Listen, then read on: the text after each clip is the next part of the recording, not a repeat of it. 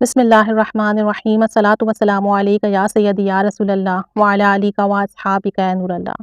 درود پاک پڑھنے والی مکھی کا واقعہ۔ ایک دن آقا دو جہاں صلی اللہ علیہ وآلہ وسلم اسلامی لشکر کے ساتھ جہاد کے لیے تشریف لے جا رہے تھے۔ راستے میں ایک جگہ پڑاؤ کیا اور حکم دیا کہ جس کے پاس جو کچھ ہے کھانے کے لیے لے آؤ، جو کھانا کھانے کو ملے۔ جو کھانا کھانے لگے تو صحابہ کرام رضی اللہ تعالی عنہم نے عرض کی، یا رسول اللہ صلی اللہ علیہ وسلم، روٹی کے ساتھ سالن نہیں ہے۔ پھر صحابہ کرام نے دیکھا کہ ایک شہد کی مکھی ہے اور بڑے زور زور سے بھنبھناتی ہے۔ عرض کی، یا رسول اللہ صلی اللہ علیہ وسلم، یہ مکھی شور کیوں مچاتی ہے؟ فرمایا، یہ کہہ رہی ہے کہ مکھیاں بے قرار ہیں، اس وجہ سے کہ صحابہ کرام کے پاس سالن نہیں ہے، حالانکہ یہاں قریب ہی غار میں ہم نے شہد کا چھتا لگایا ہوا ہے، تو جا کے کون وہ شہد کا چھتا لائے گا؟ پھر فرمایا، پیارے علی، اس مکھی کے پیچھے پیچھے جاؤ اور شہد لے آؤ۔ چنانچہ حضرت علی رضی اللہ تعالی عنہ ایک پیالہ لے کر اس مکھی کے پیچھے گئے۔ وہ مکھی آگے آگے گئی۔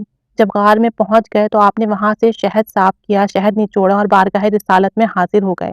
سرکار دو عالم صلی اللہ علیہ وآلہ وسلم نے وہ شہد تقسیم فرمایا۔ جب صحابہ کرام کھانا کھانے لگے تو مکھی پھر آ گئی اور بنبنانا شروع کر دیا۔ صحابہ کرام رضی اللہ تعالی عنہما نے عرض کی، یا رسول اللہ صلی اللہ علیہ وسلم، مکھی پھر اس طرح شور کیوں کر رہی ہے؟ تو فرمایا، میں نے اس سے سوال کیا ہے اور یہ اس کا جواب دے رہی ہے۔ میں نے اس سے پوچھا ہے کہ تمہاری خوراک کیا ہے؟ مکھی کہتی ہے کہ پہاڑوں اور بیابانوں میں جو پھول ہوتے ہیں وہ ہماری خوراک ہے۔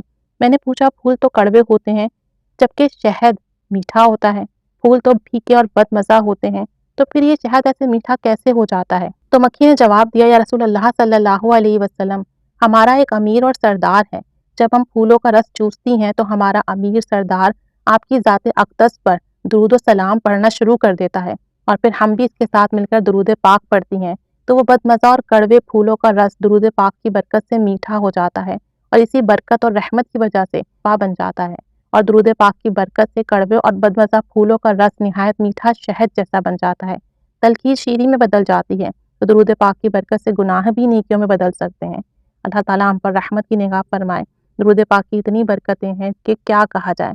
درود پاک کی برکت سے گناہ نیکیوں سے بدل جاتے ہیں، اعمال بد اعمال صالحہ سے تبدیل ہو جاتے ہیں، کڑوی چیز میٹھی سے بدل جاتی ہے، بد اخلاقی خوش اخلاقی سے بدل جاتی ہے، بیماری شفا سے بدل جاتی ہے، ناکامی کامیابی سے بدل جاتی ہے، برے دن اچھے دن میں تبدیل ہو جاتے ہیں، برے حالات اچھے حالات سے بدل جاتے ہیں۔